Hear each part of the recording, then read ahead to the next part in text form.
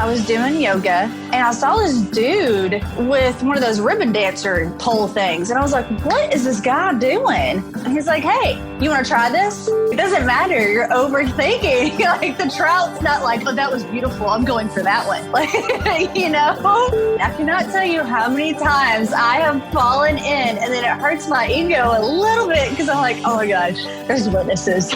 It's like Mario Kart, but not. Like I'm waiting for them like to smash my banana or whatever. The master was once a beginner. Like you have to be a beginner at everything at some point in your life. Hey y'all, this is Rebecca Lentz and y'all are listening to The Wild Initiative. Put down your latte and pull on your boots. There's a lot of people that can pull the trigger on an animal, but they don't know what to do with it after. If you would have told me that a stupid turkey was going to make me get that excited, I'd have told you were crazy. It's just a skill that you have to perfect over a lot of years. Hunting is a tribal activity. We've lost the tribe. We can't even hunt together anymore. Well, the people that are anti-hunting are usually pro-abortion. So kill the people, save the animals. I just remember riding my horseback to camp with the northern lights and the moose behind me, and I'm like, this is why I've done this. This is as cool as an experience as I will get. Hi, this is Jim Shockey. This is Sam Soholt, the public land bus guy. Hi, I'm Kimmy Greentree. Hi, this is South Cox with the Western Bowhunter Podcast. Hey, this is Ben Dedamonte, a.k.a. Shed Crazy. You're listening to The Wild Initiative. Hey, y'all, welcome to another episode of The Wild Initiative, brought to you as part of the Waypoint Outdoor Collective. Today, I am sitting down with angler, Army vet, Rebecca Lentz, and I guess congratulations are also in order. Soon to be Lady Angler Baker, maybe? That's awesome. Hello. Well, I think we're going to stick to the Lady Angler Lentz just because it has a nicer ring, but I will take the new last name for sure. It does have a Lady Angler Baker. That just kind of sounds confusing. It's like, okay, is she a... Fishing and baking on the river? Fishing and baking? Is that kind of a... I mean, I'd like to see that. Because mostly what I picture is like an inflatable raft with like full like chef outfit and a full like stove oven setup and you baking while going through the rapids.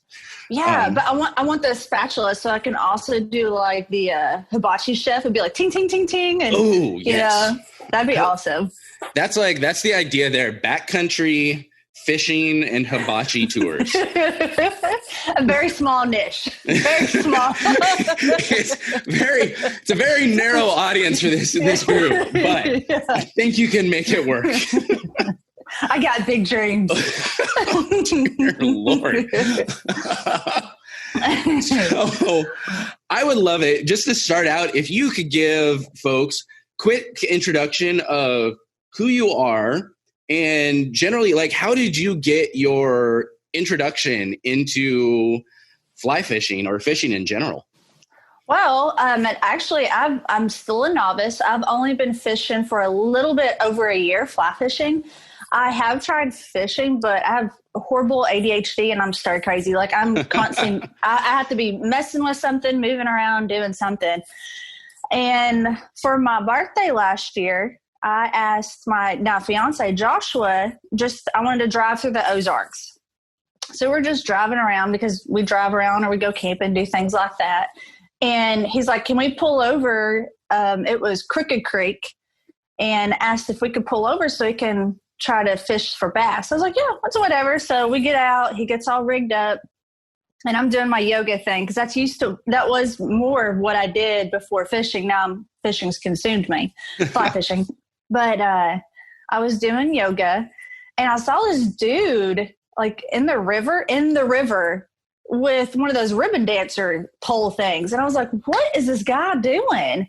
And of course, Joshua has got his like bait caster and he's just like, zooming it out there. And I was like, okay. But then we got this guy that's doing something funky. And I mean, I couldn't help. I mean, obviously I was like ear hustling and like staring at him. So he waded over to us and then got out and he's like, hey, you want to try this? And of course I look at Joshua because it was just such a random thing, And I was like, yeah, of course. That looks awesome. I'm like, what is this? And he's like, it's fly fishing. But he was fly fishing for smallies, which I've also tried. Haven't landed one yet, but that's on my bucket list. But he comes over and he gives me his rod, and it's just like, it's so different than regular rods. So even just handling a fly rod it was abnormal for me. So he's like, all right, you got to put your elbow in your ribs, and you have to hold it up like the Statue of Liberty, and then act like you're, throwing it this way, that way. There's so many rules to it that at that moment, it was almost overwhelming. Because I was like, I'm going to screw this up. Like, you were across the river ribbon dancing, and now there's all these rules. So I tried a few swings, and I liked it. And I get home, and Joshua, we're actually on the whole way, we're talking about it. And he's like, well, is that something you like to do? And I'm like, yeah, it's much more interesting than watching someone with like a crappie rig with a bunch of poles sticking out or standing in one spot. That just looks like I'm more active, and I can keep my attention span on that activity. And he ended up buying me a practice fly rod. So I wish I had it in here so I can kind of show you, but it's a rod. It's got yarn in it, and it's just practicing how it feels because there's no hook on it. So you can practice it indoors or outdoors, and you're just getting the movement down. And he would tell me over and over, act like you are holding a paintbrush and you're wanting to flick the paint on the wall. And I just kept practicing. And once I landed my first rainbow trout, then I was like, all right, I'm addicted. Like, I love it. The thrill of it. It was just awesome. And I've been doing it ever since. It really only takes one, I feel like, especially with fly fishing, because like, until it happens, and I've got 2 fish on the fly so far. I've got that mountain whitefish we were talking earlier, that teeny tiny mountain whitefish that almost didn't land because it was too small. The hook kept falling through the holes in the net. And I caught a pretty good sized rainbow on it. I call it the White Claw fly because White Claw. Yeah, I gave a guy and his girlfriend they were out just swimming at the river. I gave him and his girlfriend a couple of White Claws out of my cooler, and nice. He comes back like an hour later, waves me over, and he gives me his own like custom like hand tied fly that he made specifically for this location. And he's like, hey man, thanks so much for those. That was awesome of you. Here, have this. And I ended up the next day catching my second fish, that good old rainbow. Nice. So it will forever be dubbed the White Claw fly. The White Claw fly.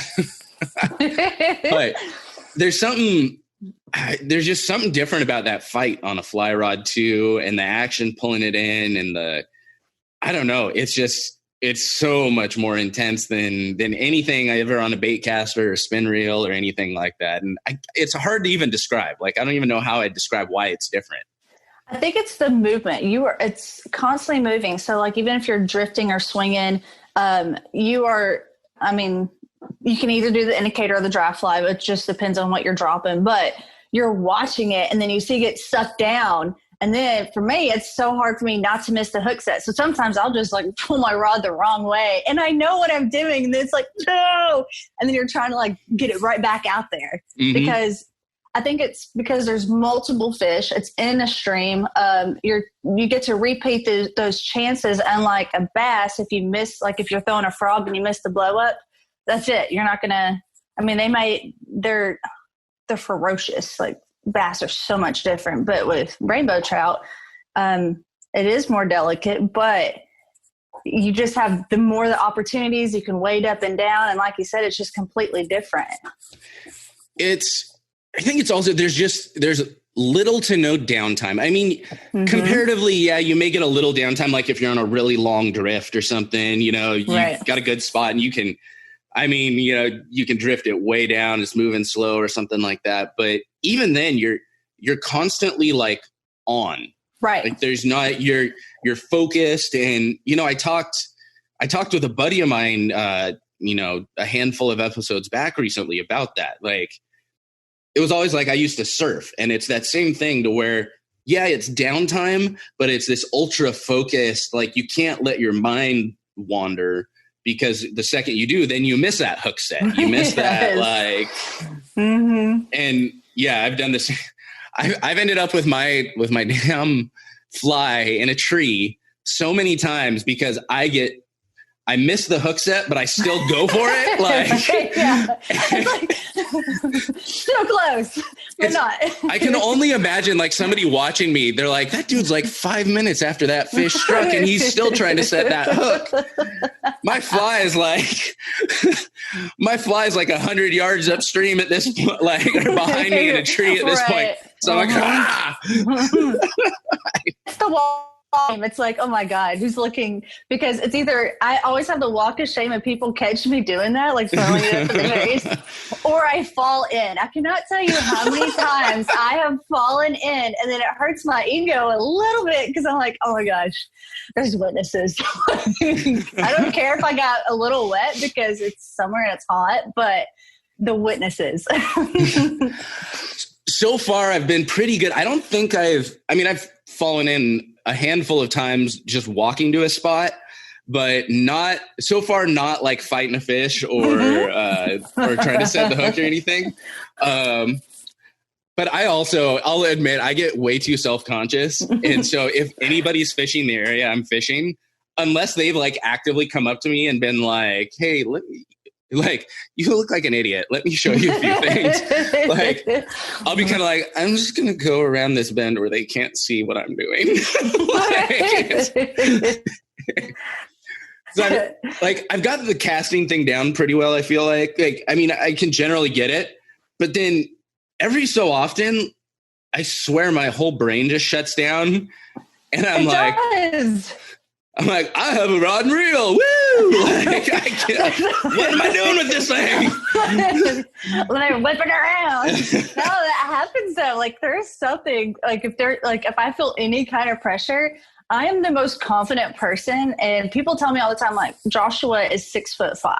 So they think that I must be around 6 foot in the photos because just the way, like, I'm always got my shoulders back, I'm standing up straight. So people just think I've got loads of confidence and maybe that's the military, but once I'm on the river and I see someone, my go-to cast is a roll cast. I perfected it. I don't know why. I don't know. I have no idea. The other cast I won't do if there's like witnesses that are too close. Like, it's on the same way. Like, I want to get around a bend where no one can see me and then get a few strips out. And then I'm like, all right, I can overhaul this. I got this. And then I'll get a rhythm and it's good. But once I see someone looking, I'm like, shoot, roll cast. So it's funny, you know, I'm still, like we talked, I'm still learning kind of a little the intricacies of like a roll cast versus spay casting, you know, and false casting and this and that and the other. Yes. And so I kind of thought, I was talking with someone and I was like, yeah, you know, I kind of got the roll casting down, I think, and this and that. They're like, yeah, man, I really want to get into spay casting or like learn to spay cast well and this and that. Yes. I was talking to them about it and I looked it up and I'm like, oh, no, that's what I've been doing the whole time. That's what I've been doing. I'm like, okay, well, I knew something. I guess I knew something I didn't know I knew. I invented this. I'm the smartest man alive. Nice. But it's like, it's just funny, you know, again, because I've gone out with some very knowledgeable people and every time I go out with them, I learn something new. I'm super excited. Yeah. And it's not even so much. It's the same thing with hunting for me. I love going out with smart people that will teach me things. And it's not even a matter of pride, the reason I don't do it as often, but I'm also the like most easygoing guy. And I like hate feeling like I'm putting people out.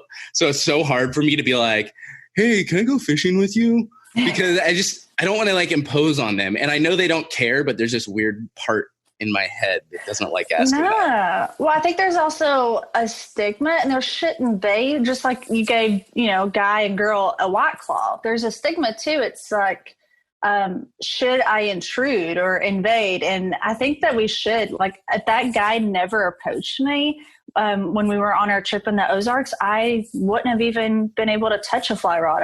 That wouldn't have sparked my interest. And like you're saying a second ago about false casting and learning things from people, our buddy Tanner took us out on his drift boat, and I thought I had to keep like false casting. He's like, no, it's perfect. Just leave it. And I'm like, but that didn't look good. He's like, it doesn't matter. You're overthinking. Like the trout's not like, oh, that was beautiful. I'm going for that one. Like, you know, just leave it. And then like, once you see it go under, then trout set it, hook set it, and then you're fine. So I think being a novice is awesome. And then having friends and just having the courage to ask for help, because I mean, there's always a better way or a different technique, or someone has something they love to do that they could teach it. But it's, I get that. Like my brain is like, shut up. Don't ask. No. Don't do that. And it's like, no, I want to learn. And people love teaching or talking about themselves or talking about what they love. So I think we just have to figure out how to knock that stigma down. And, you know, I know there's always going to be some people that just want to be out and they're like, please just leave me the hell alone. And usually you can pick up on that pretty quick. Yeah. But for the most part, like I do have to remind myself that it is a very rare outdoorsman in any situation that doesn't want to sit down for like 15, 20 minutes and talk about what they're doing. Like, exactly. I mean, my whole brand is based on people wanting to talk about what they're doing. That's right. So as you got started, you know, your boyfriend and now fiance picked up the what? You know, he picked up the practice rod for you. You know, you started in on that, and that's something else. You know, that practice rod, and I've talked with some other people about, you know, getting started in fly fishing, and we've talked about those practice rods are great because it's either that, or if you do pick up a rod, doing something similar where you just have your fly line and you don't even put a lead on it. You just tie a big old bright colored piece of felt or something on the end so you can see it. You can still get that motion without having to worry about jacking up your streamer or something. But exactly. But what were maybe some of the other, you know, one of the things I like you mentioned is for you, it was flicking a paintbrush. But I think there's always a different illustration that works. For me, the one thing that got stuck in my head was somebody told me, just pretend like you're throwing a dart. Right. Wall. Every time you're going back, you're throwing a dart. And I feel like everyone has their own thing it's one of those things that just needs to click with you. And once it does, it makes a lot of sense. But what were maybe some of the other challenges you ran into? You know, you had the practice rod, and then as you're getting into using the actual rod, what were some of the initial things that you found maybe difficult, or that initially as you were learning, you're like, this is kind of weird? To be honest, it's freaking tying the knots sometimes. I would get so ticked off because once I would tie the knot, I thought I'd have to like cinch it more and it'd break off. And then like, here I am for 5 hours on the side of the bank, like just trying to get, you know, whatever, like my dry fly or whatever I'm trying to get tied on. And it just would drive me crazy. And that, you know, of course, Joshua helped me. He's like, no, you don't have to like just pull it apart. If it's like a 5 pound line, you don't have to like give all your might to tighten it. So I think it's trying to be over prepared or make sure it's really super tight. Honestly, a lot of my challenges are just overthinking it. Like instead of being in the moment and just enjoying it for what it is, I think sometimes we get caught up in overthinking it. But and even learning everything, like all the different weights of the rods, if it's a fast action, the length of the rod, and people are like, you like 10 carat or whatever, or have you tried this? And it's just, once you get into it, and then it's like, oh my gosh, it's not as simple. There's just so many aspects. Or like you were saying, the spay casting, I would love to do that. And then there's all other forms and sinking line. So there's a lot to learn. And it goes back to just don't overthink it. Just kind of get comfortable for what works for you and then start learning more and branching out. Well, and then you got to learn always to make sure you're washing your line, right? Hey, we just did that the other day. You're doing that. I remember you posted it up and I commented, you know, you posted it up. You're like, oh, what do you think we're all doing? And I'm like, that's one of those things you tell like a new angler to do just to see if they'll do it and screw with them. No, when you get a new reel, you got to make sure to wash your line or else the fish are going to smell the store on it. It's like, wait, what? No, I swear. That's what. That's awesome. Yeah. We got to think of something else too for like what to do with your actual reel. There probably are some good gags out there. I don't know. That's like one of those things, like once a week. It's like your lady angler tech tip for the week. Yeah. See, what you need to do is you need to hype up your dry flies and give them a good pep talk to make sure that they're excited to be floating on the water, or whatever that happens to be. It's funny, you bring up tying the knots, and like I grew up. We talked earlier. I grew up fishing, and so I've always kind of understood the knots. Like my grandpa taught me how to tie. My dad taught me how to tie. Just that basic. To be honest, I don't even know what the name of the knot is. I know it's got. I'm saying, yeah. But and I'm sure somebody will comment on this and be like, "You're an idiot." But I always knew how to tie the knot. But with the dry flies, I get so aggravated because for the life of me, especially like the hoppers and stuff, or like anything with like a lot of like fuzz and legs, I'm like, I'll end up with like somehow with like 3 of the legs tied into the damn knot. And I'm like, all right, this thing doesn't even look like a bug anymore. It's like, what the hell is going on? And it's the bug that came off your windshield. It's like missing my parts.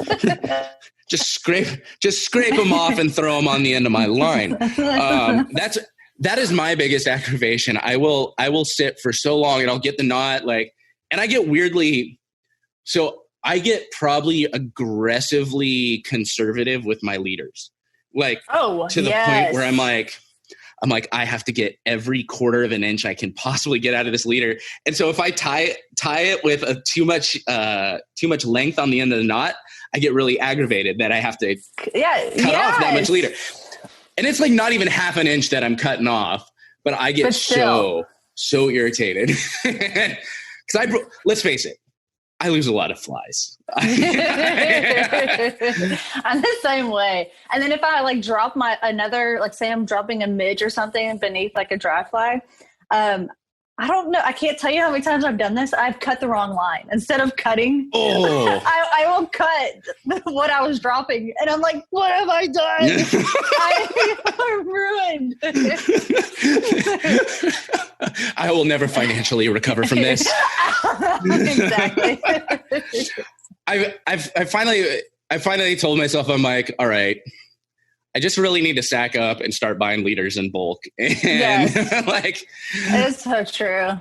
But yeah, I'm somewhat embarrassed to admit how quickly I go through leaders with the amount.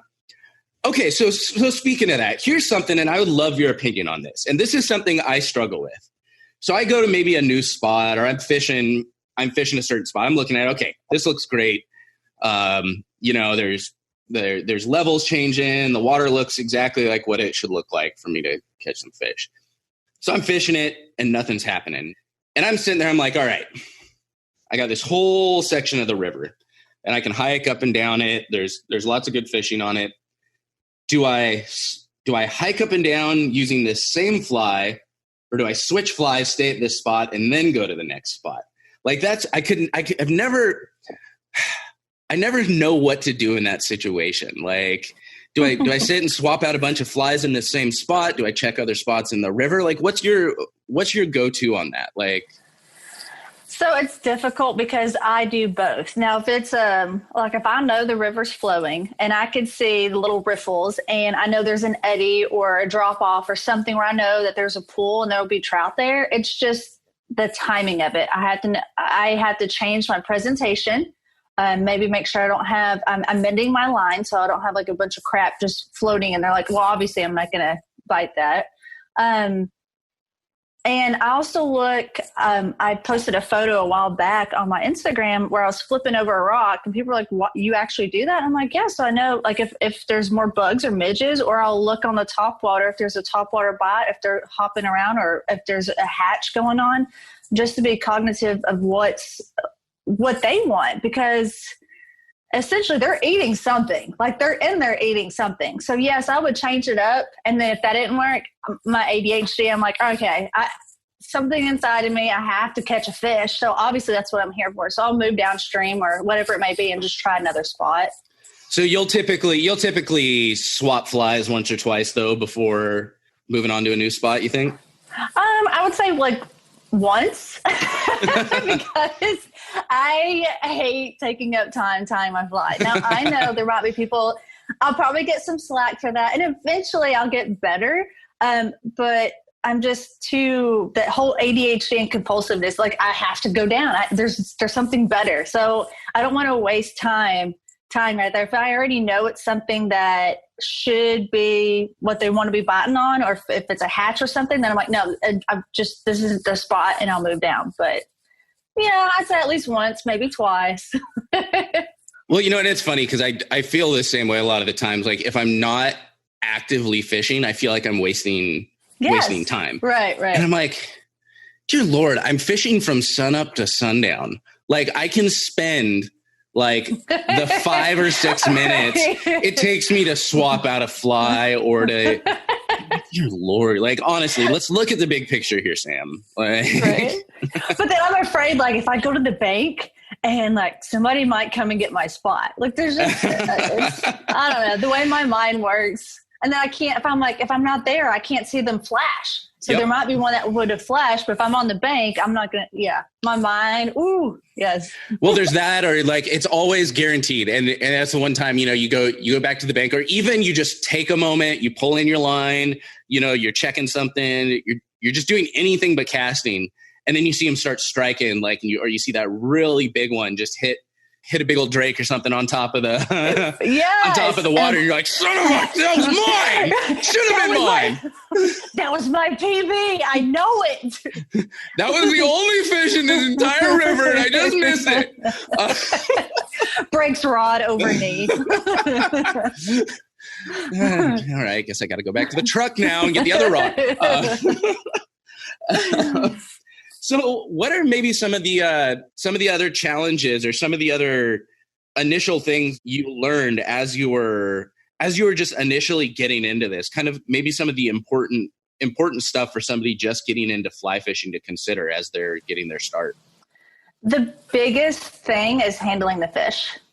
We want everyone to enjoy fly fishing, and I think it's great, catch, photo, release. They use it in the bass world, same thing, or catch and release. Just get your moment with your fish, whatever species you caught, and let them breathe. Like put them back in the water. Don't handle them much because you don't want to get all their slimy stuff off. That's the biggest thing. So that way another fisherman can enjoy that same fish that you caught. And that's my biggest takeaway. That's something, that was new for me. Like, catch and release fishing was never something I ever did. Like, unless we're talking like jack pulling for bluegill in a cattle pond, when then it's just like you got hot dogs and you're just like dropping it in, pulling them out. You're like, all right, got one. You like you don't even grab the fish. You just kind of flick it off the line and you catch the same fish like probably 10 times by the end of the night. Right. But like catch and release was never a thing for me because I grew up fishing for stocked rainbow trout in a lake. Those things would be fried up an hour later, and I feel like for a lot of fly fishing, and depending on, this was something I talked about with a guy up at the Ashland Fly Shop in Oregon. Was talking about the difference too between the native fish and the stocked fish, and a lot of lakes and rivers you'll get both, and how to tell the difference. And he's like, stocked fish, yeah, catch them, keep them, fry them up, do whatever you want with them. But the native fish, keep them wet, let them stay. Let them stay, help rebuild those populations. And I always thought that was a good rule of thumb because still I'm the kind of guy, I don't eat a lot of fish, but if I do like eating some that I catch. And so I try and keep an eye out and keep an eye out for those native fish that don't have the, the adipose fin, I want to say is the name for it. Typically with the stocked fish, they'll cut the adipose fin and you'll see it like on the back, you'll see it docked. And if somebody's probably going to write me and tell me, yeah, that's not quite accurate, but I think that's what it is. And that's interesting. I've not heard that yet. So I definitely want to look into it. Typically, just because where we are in Arkansas, we fly fish the little red mainly. We want to get up to the white, but they're always generating. And what I mean by that is our river, it's dammed up. So the water levels are always too high for us to be able to safely wade out there. We don't have a boat, so we only wade fish, or if it's the winter, we have our waders on. But I was told that the smaller ones, the colors aren't as vibrant. They're fingerlings, and if it's and it helps with the population as well. So I get that, especially the native part. When we were in Colorado, seeing all those native, oh my God, I fell in love with alpine lakes. And it's like sight fishing. I've never had that before because the water is so clear and we can see the cutthroat everywhere. So it's like, it's like Mario Kart, but not. Like I don't know how to. Like I'm waiting for them to smash my banana or whatever and go. But it was just so awesome being able to see the fish. Yeah, they're vibrant. They're hungry. It was amazing. I'm super excited because I'm heading down for my elk trip in Arizona right now. As you can probably tell, I'm in a lovely hotel room. You probably tell by the fantastic grandma's curtains behind me. Exactly. I'm on my way to Arizona for elk, and after my elk trip, I'm heading up to Colorado and I've got a lot of good friends up there who are, and I introduced you to one of them, Katie Berger, Fish Untamed. Yes. And so I'm super excited. I'm going to go fishing with her and her boyfriend. And then I got some other buddies up there, Basin and Bend. He runs the Basin and Bend shop up in Colorado. And so I am super excited to head up and do some fly fishing in Colorado with some serious experts. And I actually, to the point of I'm having Mike over at No Leaf actually ship my net that I just won to Colorado. Yeah. Give them some love because those nets are, y'all, if you go check out No Leaf Clover on Instagram, they're definitely probably want to find out if you're super into fly fishing before you buy one. They're a bit of an investment, but they're the most beautiful nets I've ever seen in my life, like hands down. And he's always recording the process. He's into it, and he's engaged. Like in all his followers, dude's legit. Yeah, we love us some Mike. Yeah, so I'm actually having him ship that net over to Katie's place, so I can use it while I'm in Colorado fishing. So I'm super excited about that. And so, your Colorado trip looked like it was pretty successful, and it had, some little extra special memories. I got engaged. Yes. So, Josh, one thing I know, drinking at high altitudes, my Lord. Oh, that's always fun. That's always a surprise, and I forget about that. Yes. So we were traveling. We got there. I think it was like a 16-hour drive or something redonkulous. So we got up there, and I'm a very active person. Like I said, it's yoga or running or working out. I've done fitness competitions. Like I'm just naturally, I'm an active person. So we get out of the truck. I know I'm getting sidetracked, but this is funny. We get out of the truck, and he's like, all right, sweets, we'll go ahead and set up. So we got the truck level, and we've got a Yakima Skyrise HD rooftop tent that folds out. So I'm getting all I did was get out of the passenger side, do a Chinese fire drill around the truck, and then hop into the bed of the truck. And I was like, I need a second. And he's like, it's okay. And I'm like, something's wrong with me. And he's like, no, it's the altitude. And I was like, but I can't breathe. And it was so odd. Because I'm like, is my body failing me? How does altitude really affect this? And it did. It was instant that it happened. And then I got lightheaded, and he's like, do you need a beer? And I took 2 sips, and I'm like, I think I'm drunk. I don't know what's going on. I love that. That's the question. I'm lightheaded. I think my body's failing me. Do you need a beer? Yeah, it's like, you found your person when yes. Well, it's also he knows if sometimes I get grumpy, it's like, do you need a snack? Or do you need a hug? It's like a puppy thing. Feed it, give it a little pet. Water it. Yeah. So yeah. And then, he waited. I'm so glad he asked at the beginning of our trip. We went 7 days with no showers. Luckily, we had wet wipes. So my military training went into effect because I'm great about taking the field showers. But it was the second day we were on the lake, and I mean, he had a couple, I had a couple. The video is hilarious because I'm sitting down and we're always propping our cameras. So I didn't think anything of it. So he propped his camera and he comes over to me and I pop open a beer and he's like standing there awkwardly. He's like, he was about to ask. So you're cracking a beer. Right. So I popped open my beer and I had a bag of, was it Gordettos? Those, I always eat all the bagel chips first. So I was like, you want a snack? So like he shoves food in his mouth and I'm like gulping a beer. And so now you can see in the video, like he's trying to chew really fast and I'm just in my own zone. And he's got this ornate fly box. I wish I had it in here. And he's messing with it. I still don't think anything. I'm just like, cool, he got a cool fly box. And he gets down on his knee and I've got my beer and I was like, oh my gosh.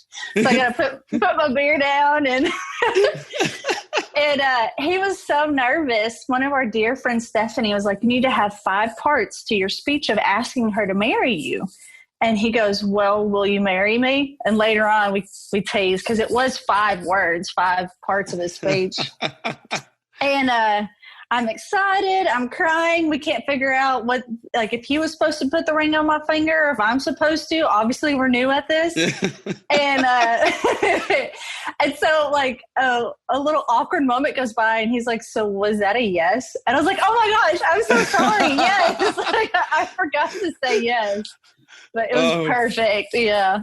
Well, let me think about it. We'll see how the rest of the trip goes first. This is going to be a long trip. Oh, man. Well, that's awesome. That is absolutely fantastic. Congratulations on that. Thank you. But, yeah, and I know that altitude will mess with you for sure. Boy. Well, and I don't know if it really helped or not. One of my buddies, for an early birthday gift, because this trip was a birthday trip, bought me some wilderness athlete. It was some high altitude, and I started taking it 3 days prior. And I don't know if that helped, but it suppressed it because that first night when we did have a few brews, I was just so sick and I kept having to sit up in bed. So it was like the worst being drunk in your life, but you're not drunk. It was just the worst feeling. And then the second leg of our trip, we went down into a valley and we decided we didn't like fishing that river. We wanted to go back to alpine lakes. And when we got back up to that high altitude again, I was kind of nauseous, but I don't know if that stuff works. It felt like it worked, but it might've just, I don't know. See, I've got some similar stuff from mountain ops that I take, I think, and I don't, I think they say to take it like for 5 days before, right? And then you like double the dose and take it like while you're there. Exactly. And I know it's helped a little bit. Like I've just kind of always taken it, and the few times, and I've noticed it's worse when I don't take it. Okay. But I've never had enough courage to like do a side-by-side test where I'm like, I'd rather just not risk it. Yeah. But yeah, there's been a lot of times like this. 2 years ago, I did Colorado for elk, and where my buddy took me, he had this spot that he swore up and down about, and we didn't have the best luck there because it was a weird year in Colorado. But we parked at 11,000 feet, and we were hunting at like 14 to 16,000 feet. I'd have to look again. Wow. But to the point where we were looking down and seeing mountain goats like 1,000 feet below us. Wow. And I just remember, like, especially the first few nights, when I acclimate, I sleep okay. But the first few nights I sleep like garbage at altitude. And then but the entire time, like, we would walk up a slight slope, 100 yards up a slight slope. And my heart would be racing like I just tried to run a damn marathon. Yeah. Heart's racing because, it's trying to get your blood get oxygenated. And you're not getting, your blood's not getting oxygenated. It's trying to pump it through and your heart's just going. And I feel legitimately like I'm dying right now. And then every time I go to Montana, I end up going and having a couple of beers with some friends. And the first time I go out, I'm like, oh yeah, I can have like 3 or 4 beers over the course of a night and I'll be fine. I'm like 2 beers in and I'm like, woo, yeah, feeling good. It's awful. You boys been to what is it from Super Troopers? You boys been to Mexico? Or you boys like Mexico? Yeah. You're out there doing donuts. Well, so I grew up in Southern California. Mm-hmm. I would say that is not the first time I've legitimately, somewhat intoxicated, suggested we go to Mexico.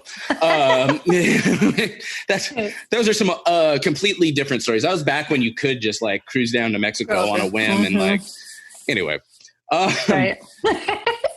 So one thing I always kind of like to wind down with is, say you run into someone somewhere and they find out that you're, you love fly fishing, you love the outdoors, and they go to you and they're like, you know what? I've always wanted to learn to fly fish, right? I've always wanted to spend more time in the outdoors, but like, it's kind of intimidating. There's a lot to learn. I don't have any friends that do it or any history of it. Like, how do I don't think I can do it. I don't know. Maybe it's not for me.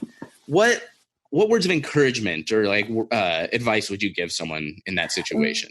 It's actually telling myself right now, the master was once a beginner. Like, you have to be a beginner at everything at some point in your life. You just have to go for it. And I mean, it was the same thing when I would go hiking. People would come across me and they're like, "Aren't you afraid you're by yourself?" And I was like, "Well, no, I've got something on me, and then I've got my dogs, but no, like I can't not live my life." And when people are intimidated about the fly fishing, I've had so many men reach out to me and say that their wives have been inspired, or even girls have reached out to me, or they see me on the river. I had someone, she recognized me because I had my floppy hat on, and she's like, "I swear I saw you on the river." I was like, "That was me." And she's like, "Why do I want to be awkward?" I'm like, "No, do it," because we don't even see women out there. So I just do it. If you need encouragement, I'm always there. I'm very supportive. Like I'm actively engaged in people. I send them videos, tips, and everything like that, just because I would hate for someone to not discover their passion or not fully live their life just because of that little voice telling them they can't. Like, there's so much to live for now, and to be in that moment that you just have to go for it. Well, and it's, I love the way you phrase that, talking about somebody not finding their passion, not living their life. Because I feel like you've been through the same kind of transformation that I have, in that you discovered this thing and it absolutely has taken over your life. Like, it is, to some extent, it kind of is your life now. It's what you identify with. And, if years ago, like, you'd ask me, who I am, what I identify with, I would have given you a litany of things and this and that and the other, and it would have been this. And it's like, now, you ask me and I'm like, oh, well, it comes down to, like, I'm passionate about the outdoors and bow hunting and fishing. And it's like, it's simple. It's not this like whole litany of things. And not everyone's going to be like that. Not everyone's going to have that same situation. People may discover that it's not for them. Right. And it's not for everyone, but, to, like you said, to give into that little voice in your head for the sake, just because you're a little bit scared, you're a little bit intimidated, to not try something that could then turn into, has the potential to turn into one of your greatest passions. That's a shame right there. It really is. And it's just, if you can even relate it in layman terms, it's like going to the gym. You don't know how to use that equipment off the bat, but you're going to figure it out and you're going to learn. It's the same thing with, I would say with hunting or fishing. You just have to try. And I would hate for someone not give themselves permission to just try it. If you don't like it, you don't like it. But don't be intimidated and do not give in to that voice. Just go out there and do it. Awesome. Well, if folks wanted to follow along with all the shenanigans on the water, where can they find you? At Lady Angler Lentz. On the Instagrams. Yes. Awesome. Oh, and it's Lentz. It's like you have lint in your pocket, but with a Z, if that makes sense. And it's really weird. And an E. And an N and an L. And an L and an N. Lentz. Len. Yeah, there we go. Was it the Reading Rainbow? Reading Rainbow. Oh my gosh! With wait, LeVar Burton, good old Geordie LaForge from Star Trek. There's my nerd side coming out. Oh man, I'm going to be on YouTube later today. But yes, thank you so much for taking the time. I'm glad we were able to make this happen. I hope it wasn't as terrifying as you initially expected being on a podcast to be. It was nerve-wracking, but like I said, I obviously have been following you. I love your stories, and I was like, if I'm going to do it, like Samuel's the guy. Like this is the guy to get my toes in the water, and it's going to be just fine. And there's some like a little bit of nerve-wracking. I've been fiddling with my pen and stuff, but overall, awesome experience. I've really enjoyed talking to you. Awesome. Well, thank you so much for coming on. All right, y'all, that'll do it for this episode of The Wild Initiative. Make sure to check out the show notes page at thewildinitiative.com/165. Get links to everything we talked about in today's episode. That'll do it for this week. Looking forward to next time. But until then, I hope this episode inspired you to get involved, get outdoors, and plan your initiative for the wild. Thank you for listening to The Wild Initiative. Please take a moment to leave a rating and review on iTunes or Stitcher, and head on over to thewildinitiative.com to get show notes, check out the blog, gear discounts, other podcasts from the Wild Initiative family, and more.